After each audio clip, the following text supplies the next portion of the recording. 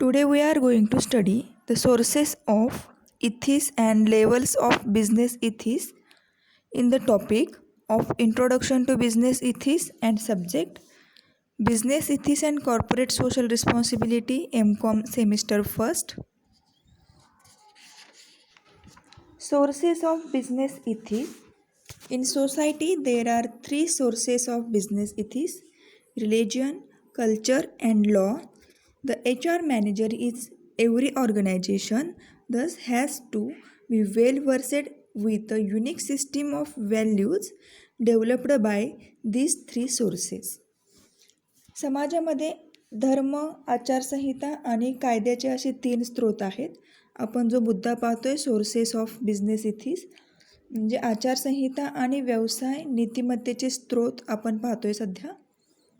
प्रत्येक संस्थेमध्ये जे HR असतात त्यांच्या व्यवस्थापकाला या तीन स्रोतांद्वारे विकसित केलेल्या प्रणालीचे एक प्रकारचे एक मौल्यवान ज्ञान असले पाहिजे.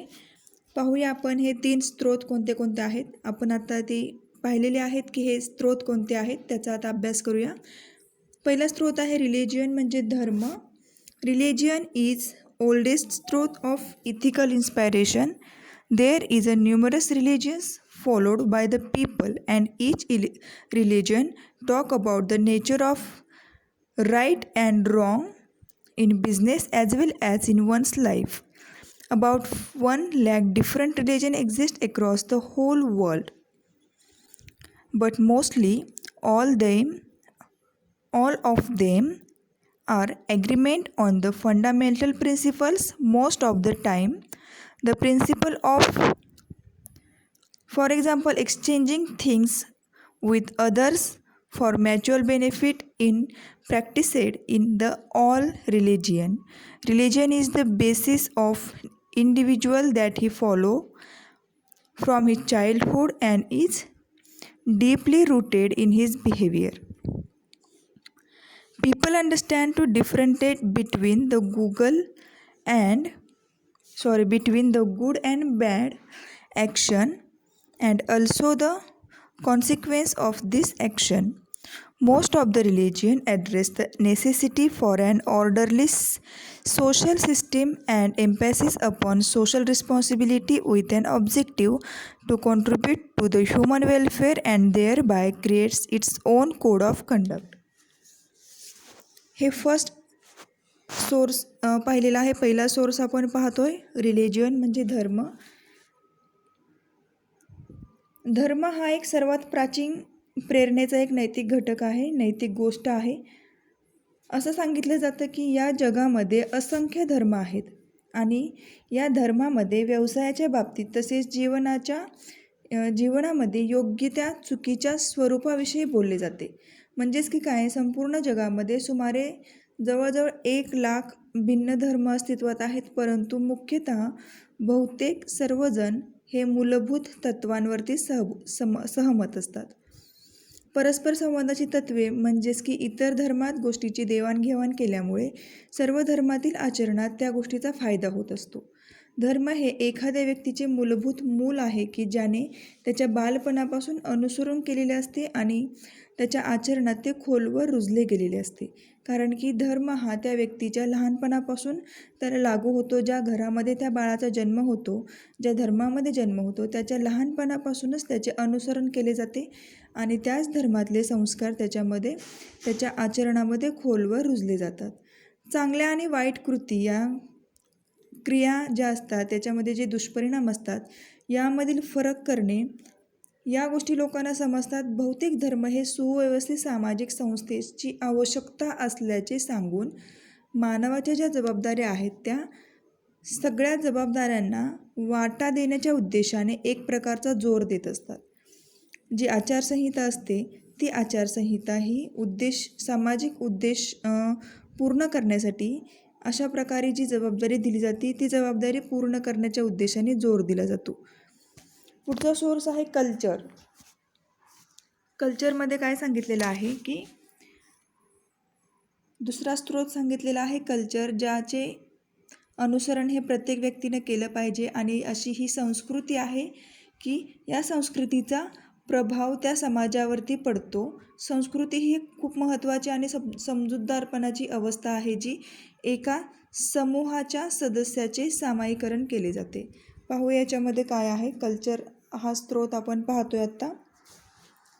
The other sources of business ethics is the culture that is individual has to be follow partition to certain guidelines prevalent in the society to which he belongs to. Culture is the set of important understanding that member of community share in common. It consists of a basic set of rules, values, ideas, standard, participation, performances, concept of morality, code of conduct, etc. that are transferred from one generation to another generation and which creates distinctiveness among human groups. These are followed by individual to the level that is permissible and acceptable to the community to which has belongs to from his childhood. Culture or cultural values may be changed as per the rules given in their respective religion. When we talk about culture, they typically refer to the pattern of development reflected in a society's pattern of knowledge, ideology, values, law, social norms, and day to day rituals. Culture facilitates generation of commitment to something larger than one's individual self-interest.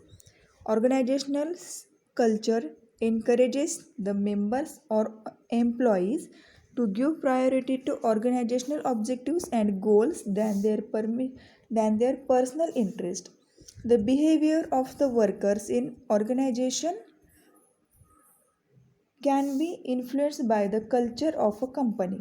It shapes their attitude, the work culture. संस्कृती हा जो दुसरा स्रोत आहे याच्यामध्ये आपल्याला असं सांगितलेलं आहे की व्यवसाय हा आचारसंहितेचा दुसरा स्रोत म्हणून ओळखला जातो. एखाद्या व्यक्तीने ज्या गोष्टीचे अनुकरण केले पाहिजे अशी ही संस्कृती आहे की ज्याच्यावरती समाजाच्या मालकीचा पूर्ण हक्क आहे. संस्कृती ही एक खूप महत्त्वाची अवस्था आहे, एक समजूतदारपणाची अवस्था आहे की जी समूहामध्ये सामायिक करण्याचं कार्य करत असते. यामध्ये नियमांचे मूलभूत संच दिलेले आहेत, मूल्य आहेत, कल्पना आहेत, मानके आहेत, समज, पसंती, नैतिकतेची बंधनं आहेत, आचारसंहिता आहे, या सगळ्या गोष्टीचा समावेश होतो. आणि याशिवाय या सगळ्या गोष्टी एका पिढीकडून दुसऱ्या पिढीकडे हस्तांतरित होत असतात. ज्यामुळे काय होतं की मानवी गटांमध्ये एक विशिष्टता निर्माण होते आणि त्यानंतर त्या व्यक्तीचे त्याच्या लहानपणापासून त्या समुदायाशी एक प्रकारचे संबंध जोडले जातात. ज्या अनुज्ञेयामुळे किंवा स्वीकार्यामुळे त्या गटामध्ये त्या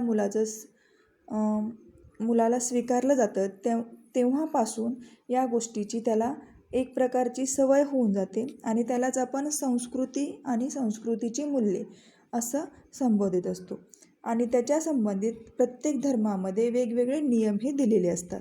आपण संस्कृतीबद्दल बोलू शकतो की ज्या प्रकारचं एक ज्ञान आहे, विचारधारा आहे, मूल्ये आहेत आणि सामाजिक रूढी आहे, निम्नस्तर आहे आणि आजच्या संस्कारांचा जो समाज पॅटर्न आहे त्याच्यामध्ये एक प्रकारच्या विकासाचं प्रतिबिंब उमटलेलं आहे. आणि या सगळ्या पद्धतींचा संदर्भ देताना संस्कृती ही वैयक्तिक स्वार्थापेक्षा एकापेक्षा जास्त काळ प्रतिबद्ध राहण्याची क्षमता निर्माण केली जाते. संघटनात्मक संस्कृती जी आहे, जी सदस्याला एक संस्थात्मक उद्दिष्ट आणि लक्ष यानंतर वैयक्तिक आवडीस प्राधान्य दिले जातं आणि त्यासाठी प्रोत्साहनसुद्धा केलं जातं. संस्थेमध्ये कामगारांच्या वागण्यावर कंपनीच्या संस्कृतीचा वेगळा परिणाम होऊ शकतो आणि त्यामुळे त्यांची वृत्ती आणि कार्य हे संस्कृतीला वेगळ्या प्रकारचा आकार देत असते. या सगळ्या गोष्टी संस्कृतीमध्ये सांगितलेल्या आहेत, कल्चरमध्ये सांगितलेल्या आहेत. आता आपण पुढचा स्रोत आहे लॉ म्हणजे कायदा, त्याच्याविषयी माहिती घेऊया. Law is a code of conduct formulated by legal system of the state and it's to be followed by individual to respect the social interest. The legal system of any state of country guidance the human behavior in the society. The society or the participant of the society like consumers, investors, intermediaries, acceptance the business to avoid by the law. But it is observed that the law breaking by the businesses is very common phenomenon such as tax evasion, hoarding, adulteration, poor quality and high price products. Environment pollution, scheme, fraud, etc. Hence, there is a need for strict rules and procedures that every business should abide by so as to conform to the ethical behavior for the betterment of the society. Although the law is reactive and nature and cannot cover all the activities, and also there are many limitations in the existing law in India. Hence, it becomes difficult to manage and control all unethical practices in the businesses. It can be seen the businesses ethics is generally influenced by this source which are different from religion to religion, state to state and company to company and country to country. कायदा ही एक राज्यातील एक कायदेशीर प्रणाली आहे आणि तयार केलेली एक आचारसंहिता आहे आणि सामाजिक हिताचा आदर करण्यासाठी एखाद्या व्यक्तीने त्याचे पालन केलेच पाहिजे. कोणत्याही राज्यात किंवा देशामध्ये कायदेशीर प्रणाली समाजातील मानवी वर्तनास मार्गदर्शन करते आणि त्याशिवाय ग्राहक, गुंतवणूकदार, मध्यस्थ यासारख्या सोसायटीमधील जे सहभागी आहेत, समाज हा त्या व्यवसाय याचे किंवा त्याच्या कायद्याचे पालन करेल अशी अपेक्षा करत असतो. परंतु असे लक्षात आलेले आहे की व्यवसायामध्ये कायदा तोडणे ही किंवा कर चुकवणे, जमाखोरी करणे, भेसळ करणे, खराब दर्जाचा आणि उच्च किमतीची उत्पादने, याशिवाय पर्यावरण प्रदूषण करणे यासारख्या ज्या गोष्टी आहेत या घडू नयेत म्हणून कडक नियम आणि अशा प्रकारची एक कडक कार्यपद्धतीची आवश्यकता आहे की ज्यामुळे प्रत्येक व्यवसायाने त्याचे पालन केले पाहिजे, जेणेकरून आपल्याला समाजाच्या उन्नतीसाठी नैतिक वर्तनाची पुष्टी मिळेल. तथापि किंवा कायद्याने निसर्गाने प्रतिक्रियात्मक आणि सर्व क्रियांचा समावेश करून या सगळ्या गोष्टींचं पालन केलं पाहिजे आणि जर तसं करता येऊ शकत नसेल तर अस्तित्वात असलेला जो कायदा आहे ह्या कायदा संपुष्टात येण्याची शक्यता असते. त्यामुळे व्यवसायात व्यवस्थापन करणे कठीण होत जाते. धर्म जो आहे तो राज्यात, कंपनीत, धर्मामध्ये, त्याचबरोबर देशातून वेगवेगळ्या स्रोतांद्वारे प्रभावित होत असतो आणि त्याच्यामुळे व्यवसायाकडे एक आचारसंहितेच्या दृष्टिकोनातून पाहिले जाते. अशा प्रकारे हे 3 स्रोत आपण आता पाहिलेले आहेत, रिलिजियन, कल्चर अँड लॉ. आता आपण लेवल्स ऑफ बिझनेस इथिक्स म्हणजे व्यावसायिक आचारसंहितेची पातळी या गोष्टीचा अभ्यास करणार आहोत. व्यावसायिक आचारसंहिता पातळी. According to Johnson's business ethics include 3 levels. पहिली लेवल आहे मॅक्रो लेवल इथिक्स म्हणजे मॅक्रोस्तरीय नीतिशास्त्र. It includes the role of business at the national and international level, international relationship and the role of business on an international scale. A macro level, the fundamental questions is asked that is, what is the role of business in society and what model of governance will bring most benefits to the society. मॅक्रोस्तरीय नीतिशास्त्र म्हणजे समग्र स्तरीय नीतिशास्त्र याच्यामध्ये सांगितलेलं आहे की राष्ट्रीय आणि आंतरराष्ट्रीय संबंधामधील व्यवसायाची भूमिका आणि आंतरराष्ट्रीय स्तरावरती व्यवसायाच्या भूमिकेचा एक प्रकारे समावेश केलेला आहे. मॅक्रो स्तरावर मूलभूत प्रश्न विचारले जातात. समाजातील व्यवसायाची भूमिका काय आहे आणि प्रशासनाचे मॉडेल हे समाजाला कशा प्रकारे सर्वाधिक फायदा देईल या गोष्टी या स्तरावरती विचारल्या जातात. पुढचा स्तर आहे कॉर्पोरेट स्तरावरील नीतिशास्त्र म्हणजे corporate level ethics. What role do corporates play while planning their corporate social responsibility?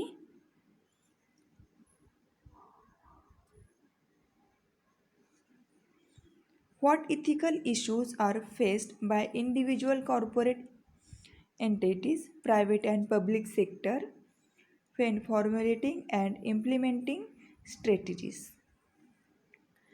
Corporate स्तरावरील नीतिशास्त्रामध्ये ही जी जबाबदारी आखताना कॉर्पोरेट्स काय भूमिका घेतात, कोणती कॉर्पोरेट संस्था अस्तित्वात असलेल्या धोरणांची अंमलबजावणी करते आणि या अंमलबजावणी करत असताना कोणत्या नैतिक समस्यांना सामोरे जावे लागते या गोष्टीचा उल्लेख कॉर्पोरेट लेवल इथिक्स या लेवलमध्ये करण्यात आलेला आहे. पुढची लेवल आहे इंडिव्हिज्युअल लेवल ऑफ इथिक्स म्हणजे वैयक्तिक पातळीवरील नीतिशास्त्र. The behavior and action of individual within organization depends on various factors such as personality, peer pressure and the social, cultural and political environment. All these factors play a very crucial role in defining the individual moral of ethical code of conduct within an organization.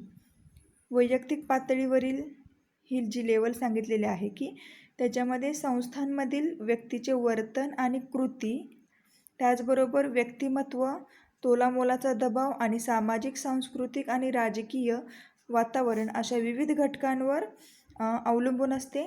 हे सर्व घटक एका संस्थेमध्ये असलेल्या व्यक्तींना नैतिक आणि अनैतिक आचारसंहिता दाखवण्याचा प्रयत्न करत असते, त्याची परिभाषा देण्याचा प्रयत्न करत असते आणि त्याची जी महत्त्वपूर्ण भूमिका आहे ती भूमिका पार पाडण्याचा प्रयत्न करत असते. हे आहेत लेवल्स ऑफ बिझनेस इथिक्स. हे 3 लेवल आपण पाहिले आहेत, macro level ethics, corporate level ethics आणि इंडिव्हिज्युअल लेवल इथिक्स. आता पुढे आहे कन्सेप्ट ऑफ कॉर्पोरेट इथिक्स. हा सुद्धा खूप महत्त्वाचा घटक आहे. कॉर्पोरेट आचारसंहिता संकल्पना ह्याचा आपण आता अभ्यास करणार आहोत. काय आहे याच्यामध्ये, कॉर्पोरेट हे फक्त एक व्यवस्थापनाचे नूतनीकरण करण्याचे साधन नाही आहे, तर कॉर्पोरेट हा व्यवस्थापनाचा एक पाया आहे आणि त्याचा उपयोग केल्यानंतर ते कॉर्पोरेट संस्कृती वापरली जाणार आहे आणि याच्यामुळे याचे एक विस्तृत क्षेत्र होण्यास आपल्याला मदत होणार आहे, अशा प्रकारे सांगण्याचा प्रयत्न केलेला आहे. पाहूया कन्सेप्ट ऑफ कॉर्पोरेट इथिक्समध्ये काय सांगितलेलं आहे. Corporate ethics is not just a tool for management innovation but it is the foundation of corporation management and using it wells helps to internalise it as a corporate culture. The broad area of corporate ethics deals with the way in which a company conducts its business with the internal and external stakeholders such as employees, investors, creditors, customers, and regulators. Corporate ethics relate to the application of ethical values in business. It includes many areas ranging from board strategies to how companies negotiate their suppliers.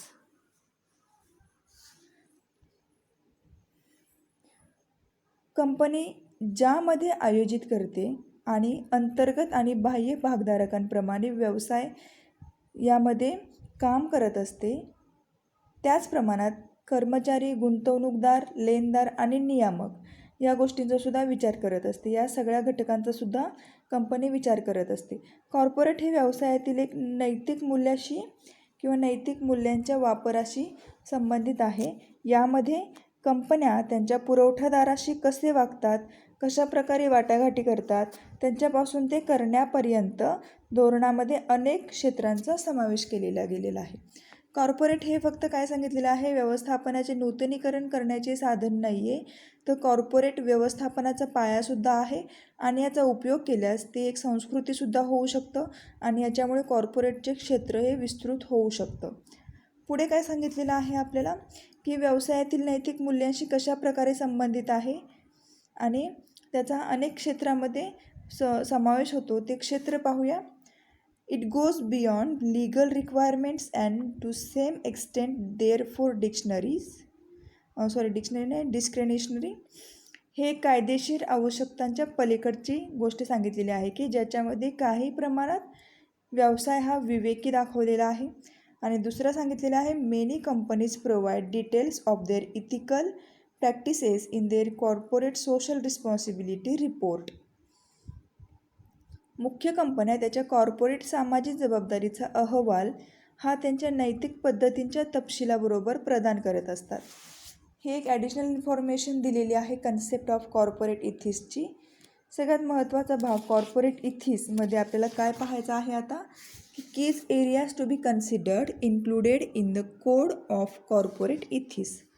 म्हणजे काय, corporate आचारसंहितेच्या कोडमध्ये विचारात घेतलेली किंवा समाविष्ट केलेली क्षेत्रे.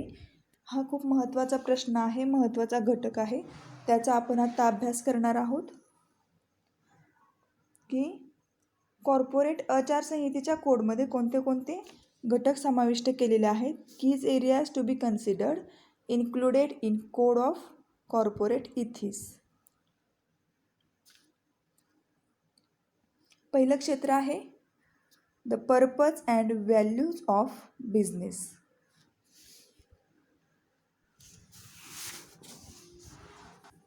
The purpose and value of the business provides to reason for the organization's existence. Key areas in the mission statement of the company includes the purpose and the philosophy of the businesses, the product or services, the financial objectives of a company, and the role of business in society as seen by the company itself. व्यवसायाचा हेतू आणि मूल्य. व्यवसायाचे उद्दिष्ट आणि मूल्य हे संघटनांच्या कर्तृत्वाचे कारण प्रदान करत असते. कंपनीच्या मिशनमध्ये स्टेटमेंटमधील मुख्य क्षेत्रामध्ये व्यवसायाचा उद्देश आणि व्यवसायाचे तत्त्वज्ञान, उत्पादन किंवा सेवा, कंपनीची आर्थिक उद्दिष्टे आणि व्यवसायाची भूमिका या सगळ्या गोष्टींचा ह्याच्यामध्ये समावेश केला गेलेला आहे. पुढचं क्षेत्र आहे एम्प्लॉईज म्हणजे कर्मचारी. Business organisation and employees goes hand in the organization. Employees are not just for the production and distribution of goods and services and getting profit. They have certain rights too. Hence, various policies of human resource management such as recruitment, healthy and safety, working conditions, training, reward, promotion, performance, appraisal, residency, retirement, participation in the decision making, discrimination, grievance and for use of company asset etc. need to be given due attention. Employees हा एक महत्त्वाचं क्षेत्र सांगितलं आहे. Employee म्हणजे कर्मचारी.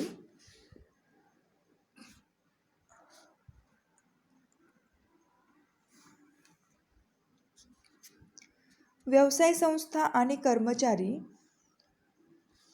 संस्थेमध्ये कर्मचारी केवळ वस्तू आणि सेवांचे उत्पादन आणि वितरण आणि नफा मिळवण्यासाठी नसतात. त्यांनासुद्धा काही हक्क असतात. म्हणूनच मानव संसाधन व्यवस्थापनाची विविध धोरणे जसे की भरती असेल, आरोग्य असेल, सुरक्षा असेल, कामाची परिस्थिती असेल, प्रशिक्षण, बक्षिसे, पदोन्नती, कामगिरी, सेवानिवृत्ती, निर्णयामध्ये सहभाग, कंपनीच्या मालमत्तेचा वापर या गोष्टी च्याकडे लक्ष देणंसुद्धा अत्यंत आवश्यक आहे. या क्षेत्रामध्ये आपल्याला कर्मचाऱ्याविषयी जी भावना दाखवायची आहे ती आपल्याला या क्षेत्रामध्ये इथे दाखवली गेलेली आहे. पुढे आहे कस्टमर रिलेशन्स म्हणजे ग्राहक संबंध. The organization is responsible for producing quality goods and services for its customers at the reasonable price. Consumers fail in the company and its products must be established and built over the time. The organization must consider and keep in mind the important areas such as customers relations, product quality, reasonable price, after sales services, good treatment, quick consideration about customer and enquiries etcetera. काय सांगितलेलं आहे customer रिलेशनशिप्समध्ये की ग्राहक संबंध जबाबदार किमतीला आपल्या ग्राहकांसाठी दर्जेदार वस्तू आणि सेवा तयार करण्यासाठी ही एक संघटना जबाबदार आहे. म्हणजेच काय तर कंपनीवर आणि त्यातील उत्पादनावरील ग्राहकांचा विश्वास काळाच्या ओघात स्थापित केला जाणं आवश्यक असतं. म्हणजेच की जी वस्तू उत्पादन आपण घेणार आहोत ते उत्पादन ग्राहकांच्या पसंतीस पडलं पाहिजे आणि ग्राहकांनी त्या वस्तूवरती एक प्रकारचा विश्वास टाकला पाहिजे. एवढ्या सहजासहजी ग्राहक कोणत्याही वस्तूवरती विश्वास ठेवू शकत नाही आणि त्यांचा विश्वास बसण्यासाठी आपण जी वस्तू उत्पादित करणार आहोत ती वस्तूसुद्धा तेवढीच परिणामकारक असणं आवश्यक आहे. संस्थेने ग्राहकाचे नातेसंबंध जुळवण्यासाठी आपले उत्पादन चांगले केले पाहिजे, त्याची गुणवत्ता वाढवली पाहिजे, त्याची किंमत वाजवी किंमत ठेवली पाहिजे. म्हणजे किंमत अशी ठेवली पाहिजे की ती ग्राहकांना परवडेल. विक्रीनंतरचा चांगला सेवा दिली पाहिजे. जर वस्तू खराब निघाली तर आपण ती बदलून देणे किंवा नीट करून देणे, दुरुस्त करून देणे अशा प्रकारच्या सेवा देणं आवश्यक असतं. याच्याबद्दल एक प्रकारचा त्वरित विचार करणं ग्राहकाच्या दृष्टीने त्याचबरोबर कंपनीच्या दृष्टीने सुद्धा अत्यंत महत्त्वाचं होऊ शकतं आणि ही गोष्ट प्रामुख्याने लक्षात ठेवली पाहिजे. पुढचं क्षेत्र आहे शेअर होल्डर्स म्हणजे भागधारक. Shareholders in the company always expect good return in their investment. Shareholders are not always fully involved in the decision making of the company. Hence, the company must keep in mind about investors and also should regularly inform them about the success, various events and about the potential figure growth of the company. कंपनीमधील भागधारक हे नेहमीच त्यांच्या गुंतवणुकीवरती चांगला परतावा मिळण्याची अशी एक अपेक्षा करत असतात. भागधारक नेहमीच कंपनीच्या निर्णयामध्ये पूर्णपणे सामील नसतात. कंपनीने गुंतवणूकदार जे आहेत त्यांना नियमितपणे एक प्रकारचं यश देण्याचा प्रयत्न केला पाहिजे. त्यांना विविध कार्यक्रम आणि कंपनीच्या संभाव्य विकासातील भविष्यातील विकासाबद्दल माहिती देण्याचा प्रयत्न केला पाहिजे. पुढचं क्षेत्र आहे सप्लायर्स, पुरवठा करणारे असा त्याचा अर्थ होतो. Suppliers provides raw material to the company. They usually attempt to provide this the appropriate quality and on time. The organization must keep in mind to settle their invoice timely, cooperate fully with suppliers so as to maintain and improve the relationship. For securing contract with suppliers, they must avoid using unethical practices like breach and hospitality, etc.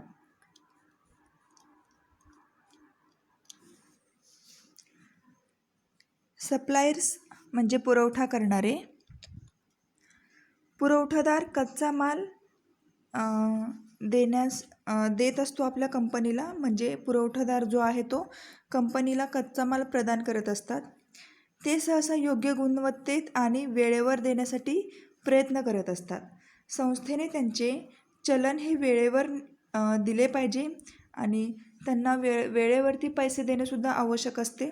पुरवठा करणारे जे पुरवठादार असतात त्यांना एक योग्य प्रकारे सहकार्य केले पाहिजे ज्यामुळे आपले किंवा व्यवसायाचे आणि त्यांचे नातेसंबंध टिकून राहू शकतील आणि सुधारू शकतील. पुरवठा करणारे जे कर्मचारी आहेत त्यांच्याशी करार करण्यासाठी त्यांना व्यवस्थित आदरातिथ्य केलं पाहिजे किंवा त्यांना लाच देणे किंवा सारख्या इतर अनेक अनैतिक पद्धतींचा वापर करणं स्ट्रिक्टली टाळलं गेलं पाहिजे. पुढे आहे सोसायटी ऑफ कम्युनिटी, समाज किंवा समुदाय. The company does its business within society, which implies the business has certain responsibility towards the society. Many companies produce a CSR report as a means of communicating this responsibility towards society to the society. The CSR report contains the information about the company's activities, complications with the law, obligations to product, efforts taken to preserving the environment, involvement in the local affairs, policy of various donations, sponsorship to the education institute, cultural programmes etcetera. याच्यामध्ये भरपूर घटक दिलेले आहेत. समाज किंवा समुदायामध्ये company हा एक आपला व्यवसाय करत असते, समाजामध्ये ती कंपनी स्थापन केलेली असते. याचा अर्थ असा होतो की व्यवसायात समाजाच्या ज्या जबाबदाऱ्या असतात त्या जबाबदाऱ्यासुद्धा पार पाडल्या पाहिजेत. बऱ्याच कंपन्या ह्या CSR अहवाल ह्या समाजाच्या जबाबदारीप्रती पोहोचवण्याचं एक माध्यम म्हणून काम करत असतात. CSR अहवालामध्ये कंपनीच्या ज्या क्रिया दिलेल्या आहेत, ज्या क्रियांची पूर्तता करणे आणि संरक्षणाची जबाबदारी, पर्यावरणाचे रक्षण करण्यासाठी घेतलेल्या ज्या सामाजिक सहभाग आहे, कामकाज आहे, पॉलिसी आहे, याविषयीची योग्य ती माहिती मिळवणे आवश्यक असते. यालाच म्हटलं जातं समाज किंवा समुदाय, सोसायटी ऑफ कम्युनिटी. पुढचं क्षेत्र आहे इम्प्लिमेंटेशन, म्हणजे अंमलबजावणी. हा शेवटचा क्षेत्र आहे, शेवटी जारी केलेला आहे. त्यानंतर त्याला एक प्रकारचा कोड आहे असं समजलं जातं. त्याच्यामध्ये पुनरावलोकनसुद्धा समाविष्ट केलेलं आहे. पाहूया इम्प्लिमेंटेशन म्हणजे काय आहे. It is the process through which the code of finally issued and the followed. Implementation must also include some form of review so that the code is modified and updated whenever it is necessary. अंमलबजावणी हा एक शेवटचा code सांगितलेला आहे, म्हणजे त्याच्यामध्ये पुनरावलोकनसुद्धा समाविष्ट केलेला आहे आणि आवश्यक असेल तेव्हा याच्यामध्ये आपल्याला सुधारणा करता येऊ शकते असा बदल केलेला आहे. हे आहेत आपले क्षेत्र. कसले क्षेत्र आहेत हे, तर कॉर्पोरेट आचारसंहितेच्या कोडमध्येही विचारात घेतलेली क्षेत्र आहेत. ही 7 क्षेत्रे आपण आता अभ्यासलेली आहेत. त्यानंतर आपण code of ethics and guidelines for developing code of ethics, म्हणजेच कोड ऑफ इथिक्स या पुढच्या घटकाचा अभ्यास करणार आहोत. प्रिन्सिपल्स ऑर गाईडलाईन्स असणार आहे, त्याच्यामध्ये कोड ऑफ इथिक्स असणार आहे आणि त्याचबरोबर developing general guidelines principles for developing code of ethics are as follows. म्हणजे आपण ह्या गोष्टी पाहणार आहोत. द जनरल गाईडलाईन्स पुढच्या लेक्चरला